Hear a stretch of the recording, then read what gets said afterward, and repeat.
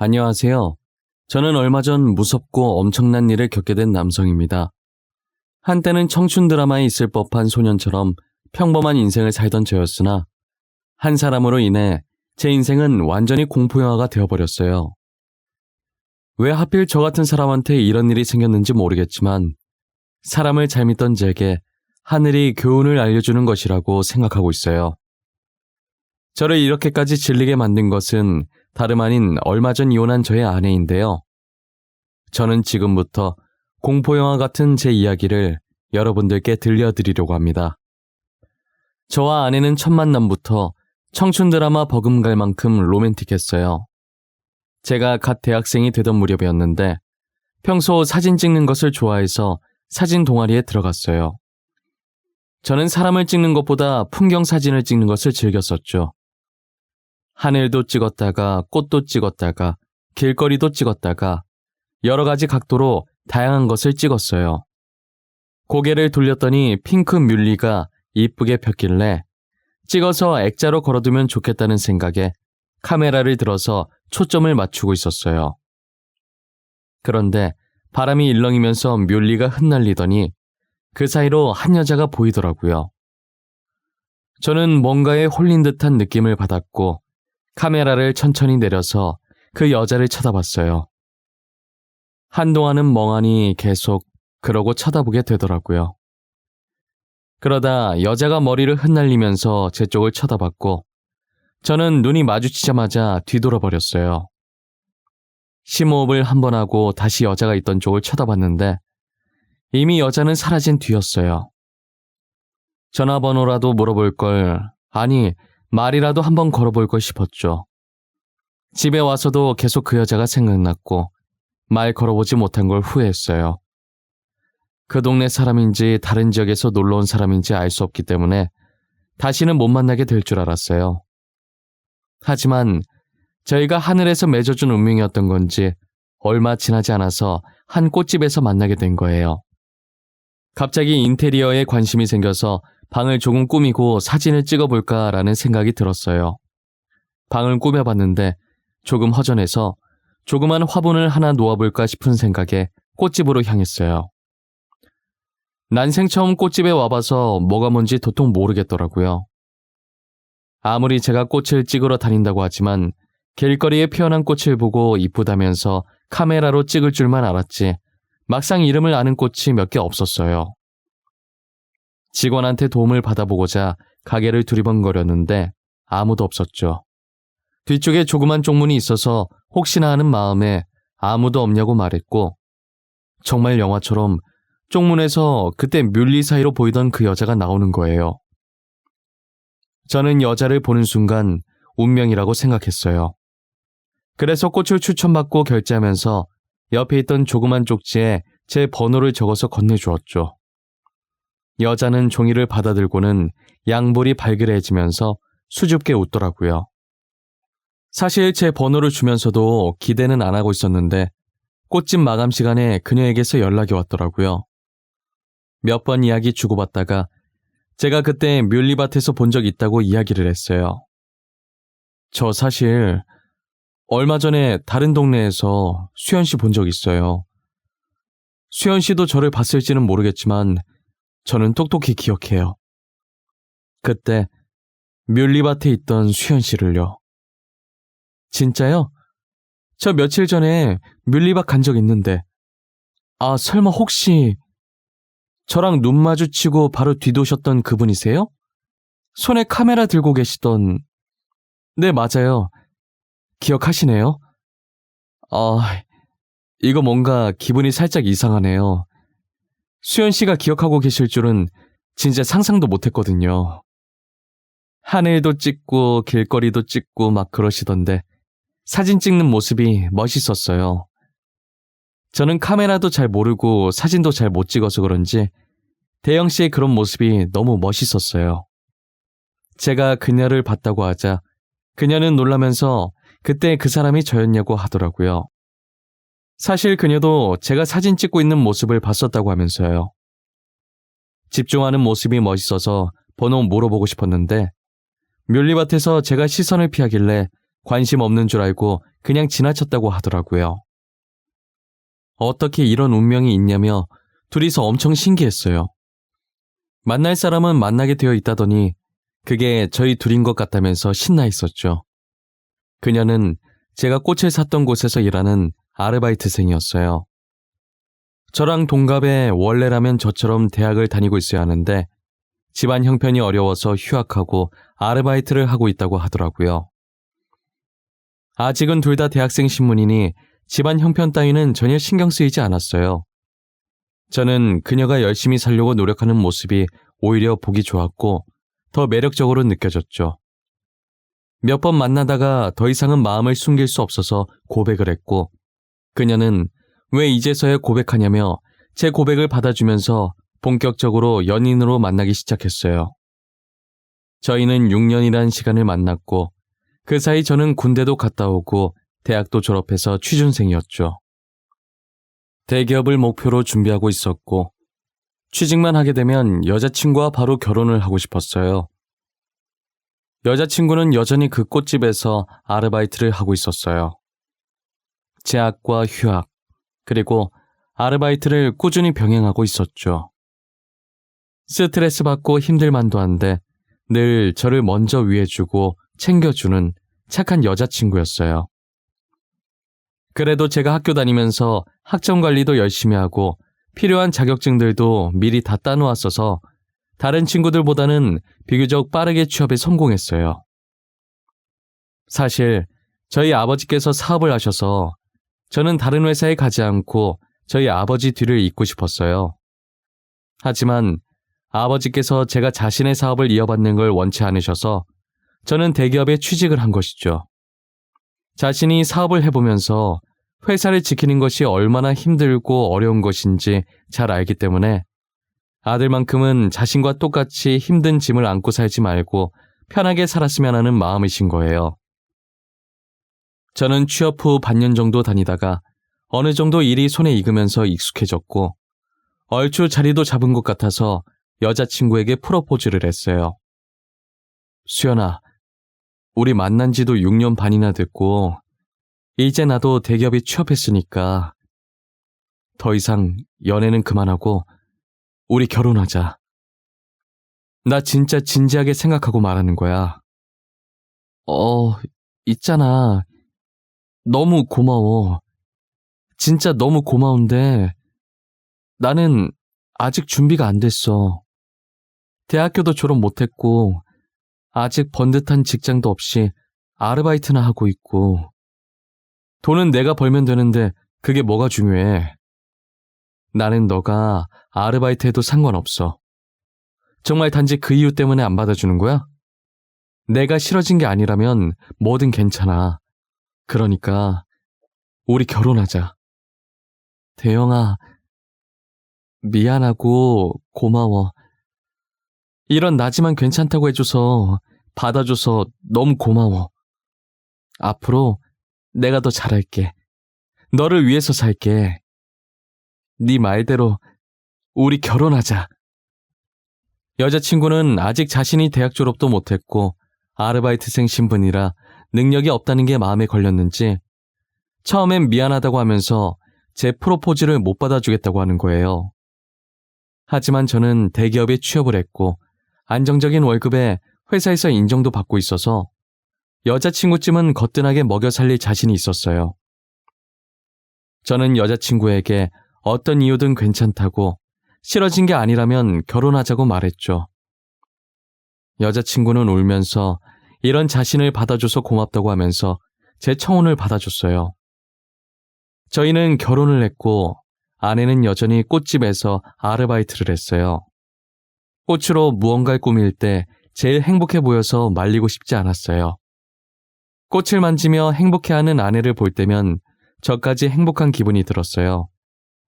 동갑인지라 서로 티격태격하긴 하지만 여전히 사이가 좋았어요. 아내는 저와 저희 부모님이 말하지 않아도 혼자 시댁에 방문해 애교를 부리곤 했어요. 저희 어머니는 착하면서 넉살도 좋다고 아내를 엄청 좋아했어요. 저희 어머니뿐만 아니라 저희 아버지께서도 아내를 굉장히 아끼셨죠. 가끔 보면 친아들은 저인데 저보다 아내를 더 챙겨서 질투가 날 지경이었어요. 하지만 저희가 결혼한 지 2년도 채 되지 않아 저희 아버지께서는 병으로 저희 곁을 떠나셨어요. 가난 말기로 고통스러워하시다가 돌아가셔서 당시 아내가 얼마나 울었는지 몰라요. 저는 아파하시는 아버지 때문에 한 번 울고 쓰러질 듯 우는 아내 때문에 한 번 울었어요. 아버지를 떠나 보낼 때까지 어머니도 저도 아내도 힘든 시간을 보내야 했죠. 유품을 정리하는 동안에도 어찌나 눈물이 나던지 물건 하나 집어들고 울고 내려놓고 울고를 반복했어요. 저희 아버지 재산은 유언장에 적힌 대로 전부 저희 어머니에게로 돌아갔어요. 회사는 이미 다른 사람에게 비싼 값에 팔아넘겼고 가지고 계신 땅과 돈 전부 저희 어머니에게 돌아갔죠. 저는 어차피 외아들이라 형제들끼리 재산 다툼할 것도 없었고 그렇다고 재산에 관심이 있는 것도 아니었어요. 그래서 아버지 재산이 전부 어머니한테 돌아갔다고 들었을 때도 아무 생각이 없었어요. 어머니께서 알아서 잘하시겠지 싶은 생각밖에 안 들었어요. 저는 아버지를 마음으로도 잘 보내드리고 다시 예전처럼 생활을 하고 있었어요. 아내는 계속 저를 보고 쭈뼛거리면서 할 말이 있다고 하더라고요. 여보, 내가 할 말이 있는데 혹시 시간 괜찮아? 진짜 잠깐이면 돼. 시간 많이 안 뺏어 먹을게. 당신 너무 바쁘면 나중에 해도 되고. 아니야, 시간 괜찮아. 근데 왜? 무슨 일인데? 심각한 일이야? 당신 표정 엄청 비장해 보여. 다른 게 아니라 이제 아버님도 돌아가시고 어머님 혼자 계시잖아. 아무래도 아버님이랑 살다가 혼자 살게 되면 외로우실 것 같아서 그냥 우리가 모시고 사는 게 어떨까 해서. 나는 우리 엄마니까 결혼 전까지도 같이 살았어서 괜찮은데 당신은 진짜 괜찮겠어? 엄마가 우리랑 살아도 안 불편하겠어? 아무래도 처음엔 불편하겠지. 그런데 혼자 계신 것보단 우리랑 지내는 게 나을 것 같아서. 우리라도 있으면 덜 외로우실 거야. 티는 안 내셔도 지금 얼마나 외로우시겠어. 그래, 당신 뜻이 정 그렇다면 그렇게 해. 난 어떻게 하든 상관없어. 일단은 같이 살아보다가 나중에라도 불편해지면 바로 나한테 말해. 알겠지? 아내는 고맙게도 아버지를 보내고 혼자 남은 어머니를 모시자고 먼저 제안을 하더라고요. 솔직히 요즘 시대에 어느 누가 시어머니를 모시려고 하겠어요. 그것도 자진해서 본인이 먼저 모시자고 하면서까지요. 저는 시어머니를 생각하는 아내의 착한 마음씨에 감동받았어요. 아내의 뜻대로 본가를 정리하고 어머니를 저희 집으로 모셨어요. 처음엔 어머니가 싫다고 하셨지만 아내가 같이 살자고 계속 조르니 두 손 두 발 다 들고 오신 거예요. 어머니는 저희와 살면서 잃었던 웃음도 다시 되찾으시고 아내는 어머니를 친엄마처럼 살뜰히 보살폈어요. 늘 어머니께서 저보고 어디서 이런 며느리를 데리고 왔냐면서 칭찬을 하셨죠. 그렇게 계속 잘 지내주면 좋으련만 몇 개월이 채 지나지 않아서 저희 집은 흔들리기 시작했어요. 어머니께서 계속 알 수 없는 말을 제게 하시는 거예요. 태영아, 나 너무 무서워. 나 나갈래. 여기서 나가게 해줘, 응? 태영아, 어미 좀 살려다오. 나는 죽고 싶지 않다. 나는 아직도 살고 싶어. 엄마 왜 그래요? 저 좀 봐봐요, 네? 제 눈 좀 보라고요. 무슨 일이에요? 도대체 무슨 일이길래 이렇게 몸을 떨고. 나 여기서 꺼내다오. 나 이렇게 죽고 싶지 않아. 수연이가 날 죽이려고 해. 태영아, 나 너무 무서워. 난 나가게 해다오. 다시 우리 집으로 보내다오. 응? 그게 무슨 말이에요? 알아듣게 좀 얘기해요. 수연이가 뭘 어쨌다고요? 도대체 수연이가 엄마를 왜 죽이려고 해요? 악몽이라도 꾼 거예요? 어머니는 계속 알 수 없는 얘기만 하시고 아내가 자신을 죽이려고 한다고 하시더라고요. 악몽이라도 꾸신 건가 싶어서 평소 어머니께서 드시던 수면제를 먹이고 재웠어요. 저희 아버지가 돌아가신 뒤로 잠을 못 주무셔서 병원에서 처방받은 약이었죠. 약을 먹고 곤히 주무시는 어머니의 이마에 맺힌 땀을 수건으로 닦아드렸어요. 저는 단순 악몽으로 생각하고 아내에게 따로 어머니 얘기를 하지 않았어요. 그런데 날이 갈수록 어머니의 증세가 심각해져 가더라고요.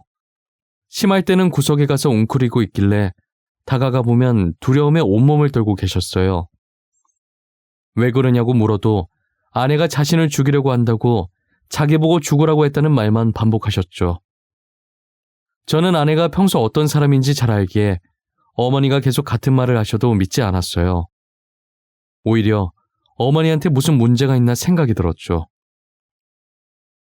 혹시나 하는 마음에 어머니를 모시고 병원으로 데리고 갔어요. 그리고 각종 검사를 마쳤고 다행히 건강상의 문제는 없었고 다만 치매 초기 진단을 받게 되었죠. 다행인 건 그나마 진행 속도가 느려서 약만 잘 챙겨 먹으면 문제가 없다고 하시더라고요. 아직 어머니 나이면 젊은 편인데 벌써 치매 판정을 받아서 당황스러웠어요. 그리고 그동안 아내가 자신을 죽이라고 했다는 말도 치매 증상 중 하나였나 싶은 생각이 들었죠. 아내가 쉬는 날도 없이 꽃집 알바를 했었는데 사장님이 사정상 꽃집을 팔아버려서 일을 그만뒀다더라고요. 그동안 일 열심히 했으니 이왕 이렇게 된 거 휴가라고 생각하고 조금 쉬라고 했어요. 아내는 간만에 쉰다는 생각에 친구들과 주말 여행 계획을 세우고 있더라고요. 한창 계획을 세우다 어머니 걱정을 하길래 제가 보살피겠다고 안심시켰어요. 이렇게나 어머니를 생각하는 아내인데 확실히 어머니의 헛소리는 치매 증상이었다고 생각했죠. 그렇게 아내는 여행을 떠났고 아내가 여행을 떠남과 동시에 어머니 표정이 편안해지더라고요. 평소랑 다르게 밥도 잘 드시고 저랑 말도 잘하고 확실히 얼굴에 활기가 도셨어요. 그런데 아내가 집으로 돌아온 날부터 다시 불안 증세가 생기시더라고요. 이쯤 되니 아내와 어머니 사이에 무슨 일이 있긴 있었을 거라는 생각이 들었어요. 저는 아내에게 자세하게 말하진 않고 그냥 어머니랑 싸웠냐고 물어봤어요. 아내는 갑자기 그게 무슨 뚱딴지 같은 소리냐며 어머니랑 싸운 적이 없다고 하더라고요. 하지만 아내의 표정은 제 질문에 어이없다기보다 당황스러움으로 가득 차 있었죠. 아니면 됐다고 말했지만 아내 표정만 봐도 확실히 무슨 일이 있었다는 걸 알 수 있었죠. 저는 아내 없을 때 어머니 방에 들어가서 정확하게 둘 사이에 있었던 일을 뭔지 물어봤어요. 엄마, 지금 수연이 없어요. 도대체 둘이 무슨 일이 있었던 거예요? 저한테 차근차근 말해보세요. 엄마가 말하셔야 제가 도와드릴 수 있어요. 수연이가 나를 죽이려고 했어. 너가 없을 때 이상한 음식을 자꾸 건네. 그리고 자꾸 내 귀에 대고 속삭여. 죽으라고. 죽일 거라고. 그게 진짜예요? 수연이 절대 그럴 애 아닌데. 엄마도 잘 아시잖아요. 수연이가 어떤 앤지. 너가 알고 있는 수연이 그거 진짜 수연이 아니야. 다 연기야. 너도 속지 마. 알겠어? 이 에이미 꼴 나기 전에 너라도 정신 똑바로 차리고 살아야 해. 어머니의 말을 들은 저는 충격을 받지 않을 수가 없었어요. 어머니 주장에 의하면 아내는 매일같이 어머니 귀에 죽으라고 저주하듯 속삭이고 정말 말도 안 되는 행동들을 어머니께 한다는 거예요. 증거가 없어서 확실히 믿을 수는 없었지만 어머니 상태가 점점 심각해져서 뭔 일이 날 것 같다는 걱정에 아무도 없을 때 제가 어머니 방에만 홈캠을 달아놨어요. 그리고 저는 약속 있는 척 집을 비우고 어머니와 아내의 단둘만 남게 했죠. 나오자마자 곧장 주차장으로 가서 차에 올라탄 뒤 노트북을 켜고 홈캠과 연결했어요. 저는 홈캠으로 본 어머니와 아내의 모습에 경악을 할 수밖에 없었어요. 아내가 방으로 들어와서 저한테 자기 얘기했냐며 소리 지르고 난리가 난 거예요. 어머니는 무서움에 구석으로 가서 몸을 웅크리고 계셨죠. 이 노친네가 미쳤나? 죽으라고. 왜 안 죽어? 내가 죽으라고 했잖아. 죽는 게 그렇게 어려워? 아가, 내가 잘못했다. 제발 한 번만 받아워. 다시는 대영이에게 말 안 하마. 나 진짜 별말 안 했어. 진짜야. 믿어다오. 이미 말해놓고 뭘 말 안 했다는 거야. 그나저나 돈 어디다 숨겼어? 니년 남편이 남긴 재산들 다 어디 갔냐고. 도대체 어디에다 꽁꽁 숨겨놨길래 몇 날 며칠을 뒤져도 안 나오는 거야. 제발 그것만은 건들지 말거라. 내가 이렇게 부탁하마. 나한테 막 해도 좋아. 하지만 그 돈만큼은 건들지 말아다오. 우리 남편이 힘들게 모은 재산이란 말이다. 니년 치매라며. 나중에 어디다 숨겼는지 기억도 못하는 거 아니야? 그 전에 당장 내놔. 알겠어? 아, 잠깐만. 이 시간에 누가 전화를. 자기야. 홈캠 속에 찍힌 아내의 모습은 정말 그동안 제가 알던 사람이 아니었어요. 화면 속 아내는 어머니께 반말에 폭언을 퍼붓는 것도 모자라 물건도 집어 던지며 포악한 모습을 보였어요. 게다가 시어머니 앞에서 내연남으로 보이는 사람과 통화도 서슴지 않게 했죠. 어머니는 익숙한 일인지 바로 앞에서 며느리가 아들 두고 다른 남자랑 통화하는데 놀라지도 않더라고요.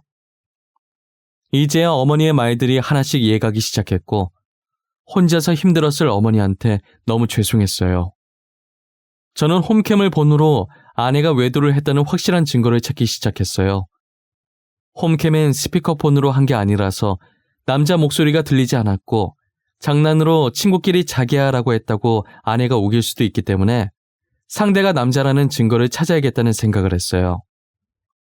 아직도 아내의 행동이 믿기지 않았고 다른 사람도 아니고 저희 어머니한테 그랬다는 사실에 화가 났어요. 어떻게 외도 증거를 잡아야 할까 생각하다가 호텔 숙박권을 아내에게 선물로 줬어요. 여보, 내가 호텔 숙박권이 생겼거든? 근데 이번에 중요한 프로젝트를 맡게 돼서 기간 안에 못 갈 것 같아. 당신이 나 대신 갔다 올래? 2인권이라 친구랑 놀러 갔다 오면 되겠네. 진짜? 당신이 나한테 주면 나야 고맙게 갔다 오지. 근데 이거 내가 대신 써도 되는 거야? 여기 비싼 호텔이잖아. 나만 가긴 좀 미안한데. 아니야, 괜찮아. 못 가서 버리는 것보단 누구라도 대신 가는 게 더 낫지. 당신이 친구랑 놀러 갔다 와. 여기 조식도 되게 맛있대. 아싸, 당신 덕분에 이게 무슨 횡재야. 내가 진짜 남편 하나는 잘 뒀다니까? 같이 가면 더 좋을 텐데. 대신 내가 당신 목까지 재밌게 놀고 재밌게 먹고 올게. 제가 무슨 의도로 호텔 숙박권을 줬는지 아무것도 모르는 아내는 연신 숙박권을 보며 좋아했어요. 저번에 친구랑 주말 여행 간 것도 분명 내연남이랑 갔다는 생각이 들었고 이번에 받은 호텔 숙박권도 무조건 내연남이랑 갈 거라는 확신이 들었죠. 저는 프로젝트 때문에 회의 가는 척하면서 먼저 나와 호텔 로비에서 기다리고 있었어요. 2시간 정도 지난 후 아내와 내연남이 팔짱 끼고 들어오더라고요. 1초라도 놓칠세라 입구에서 두 사람이 보이자마자 곧바로 카메라를 들고 그 둘을 몰래 찍었어요. 어머니한테는 그렇게 못되게 해놓고 내연남이랑은 하하호호 웃는 게 사이코패스 같았죠. 저는 마스터키를 들고 그들이 들어간 객실 입구에 서 있었어요. 아내가 모르는 게 하나 있었는데 그 호텔은 아버지 지인께서 운영하시는 호텔이었어요. 아버지께서 살아생전 인맥 관리를 잘하셔서 아직도 저와 연락하시는 분들이 많았어요. 제가 삼촌이라고 부를 정도로 친한 사이인 아버지 지인이 운영하는 호텔이라 어디 내놓기 부끄러운 가정사지만 대충 설명드리고 객실 마스터키를 받아냈죠. 문 앞에 서 있는데 두 사람의 비음 섞인 목소리가 새어나오더라고요. 마음 같아서 문을 부수고 들어가고 싶었지만 참았어요. 저는 한 손엔 카메라를 들고 한 손엔 마스터키로 재빨리 문을 열었죠. 들어가자마자 카메라를 들이밀었고 화면엔 그들이 애정행각 중이던 게 적나라하게 담겼죠. 두 사람은 저를 발견하고 이불 속으로 급하게 들어가더라고요. 이렇게 대놓고 들켜버리니 아내는 해명도 하지 못하고 울기만 하더라고요. 저는 카메라를 내리고 아내에게 말했어요. 지금 울고 싶은 사람이 누군데 우는 거야? 당신, 어떻게 나를 속이고 이 짓거리를 할 수가 있어? 도대체 지금 이게 뭐냐고! 당신 정말 제정신이야? 여보, 내가 잘못했어. 일단 화내지 말고 진정 좀 해봐. 내가 다 설명할게, 어? 처음부터 다 설명할게. 이게 어떻게 된 거냐면 말이야. 야, 더러운 입 닥쳐. 듣고 싶지 않으니까. 그리고 뭐? 화내지 말고 진정을 해? 네가 내 입장이면 진정할 수 있겠어? 너 혹시 저번 주말에 친구랑 여행 간 것도 저놈이랑 갔냐? 뭐? 너 여행 갔었어? 언제? 설마 너 또 그 남자 만났냐? 도대체 남자가 몇 명이야? 얼마 전에도 그 남자 만나다 나한테 걸리지 않았냐? 그리고 너 결혼 안 했다며? 근데 저 사람한테 여보? 수연아, 너 정말 능력 좋네. 내 연남이 이 남자 하나가 아니었어? 너 도대체 어디까지 갈 생각이야? 이젠 놀랍지도 않다. 더 들을 말도 없네. 짐은 집 밖에 내놓을 테니까 알아서 가져가. 다신 볼 일 없었으면 한다. 저는 카메라를 내려놓기만 했지 녹화는 계속 돌아가고 있었기 때문에 저희 대화는 다 녹음이 되고 있었어요. 내 연남을 통해서 아내에게 남자가 한둘이 아니었다는 사실을 알게 됐는데 착잡하더라고요. 그동안 제가 봐온 아내는 뭐였을까 싶고 한순간도 제게 진심이었던 적이 없었나라는 생각이 들었어요. 연애 시절 6년 반, 결혼 생활 3년 반, 도합 10년이라는 기간을 아내와 함께 해왔는데 한순간에 저의 10년이란 세월을 모두 부정당한 기분이었어요. 저는 집으로 돌아와 미친 사람 마냥 아내의 짐을 싸서 밖으로 던져버렸어요. 거실에 걸린 결혼 사진은 바닥에 던져서 액자를 깨부수고 사진을 꺼내 갈기갈기 찢어버렸죠. 액자 깨지는 소리에 놀라서 나오신 어머니는 저를 보자마자 울면서 안아주시더라고요. 저는 눈물은 안 나왔고 실성한 사람처럼 자꾸 헛웃음이 새어나왔어요. 어머니에게 죄송한 마음과 제 자신이 너무 한심한 그런 복합적인 감정이었죠. 저는 모든 증거들을 가지고 아내에게 걸 수 있는 모든 소송을 다 걸었고 다른 상간남에 대한 증거가 없었기 때문에 호텔에 같이 있던 남자에게만 상간남 소송을 걸었어요. 도대체 아내는 왜 저희한테 상처를 준 건지 이유라도 묻고 싶어서 재판 마지막 날 물어봤어요. 처음엔 저를 진심으로 사랑했지만 점점 익숙해져갔고 나중엔 다른 남자가 끌렸다고 하더라고요. 하지만 번듯한 직장을 가진 사람이 저밖에 없어서 저와 결혼을 했다는 거예요. 그러다 저희 아버지 유품 정리하면서 우연히 유언장을 보게 되었고 꽤나 많은 재산이 전부 어머니께 간 걸 알고 아내가 돈에 눈이 돌아버린 거죠. 그래서 어머니한테 그 돈을 뺐으면 호텔에 같이 있었던 상간남과 도망을 가려고 했다더라고요. 아내 혼자서 아버지 재산으로 아주 드라마 각본을 짜고 있었던 거예요. 이유를 들으니 더 어처구니가 없어졌고 차라리 이유를 듣지 말 걸 그랬다 싶었어요. 그렇게 저는 아내와 이혼을 했고 위자료를 챙겨서 어머니와 함께 회사랑은 조금 멀긴 하지만 예전에 살던 집과 최대한 떨어진 곳에 이사를 했어요. 그리고 어머니는 치매 치료도 하면서 심리 상담을 받으며 전 아내에게 받았던 상처들을 치료하고 있죠. 전 아내와 떨어진 이후로는 어머니께서 많이 밝아지시고 예전 모습으로 돌아가셨어요. 가슴속엔 아직 상처들이 아물진 않았지만 잊어보려고 많이 노력 중이시죠. 어머니께서 저와 전 아내가 결혼한 지 1년쯤 되었을 때 손자가 보고 싶다고 노래를 부르셨었는데 당시에 저희가 아이 생각이 없어서 매번 다음에 했었거든요. 그런데 지금 생각해보니 저희 사이에 아이가 없다는 게 천만다행이었어요. 어머니께서도 자기가 그동안 엄청 보챘었는데 지금은 아이 안 낳길 잘했다고 하세요. 아마 아이를 낳았더라면 아이까지도 저희와 같은 상처를 안고 살아가야 했을 거예요. 전 아내 때문에 스트레스를 많이 받아서 그런지 처음 치매 진단 받았을 때보다 진행 속도가 빨라졌더라고요. 그래서 약물 치료해가면서 제가 열심히 옆에서 어머니를 보살피고 있어요. 그래도 어머니께서 심적으로 안정을 많이 되찾으니까 저도 같이 마음이 조금 놓이더라고요. 그리고 아버지가 돌아가신 뒤로 달고 다니던 수면제도 지금은 많이 끊으셨어요. 이젠 약 없이 저와 오손도손 대화를 나누다가 잠이 드세요. 저는 항상 어머니 방에 가서 어머니를 재워드리고 하루를 마무리하죠. 오늘도 무사하게 지나가게 해주셔서 감사하다고, 이대로만 계속 지내게 해달라고, 종교는 없지만 무작정 하늘에 대고 빌고 또 빌어요. 하늘은 저희가 가여우셨는지 아직까지는 제 소원을 잘 들어주고 계시더라고요. 이대로만 평안히 하루하루를 마무리했으면 좋겠어요. 제 이야기는 여기까지입니다. 여러분들이 보시기에 제 사연이 답답하신가요?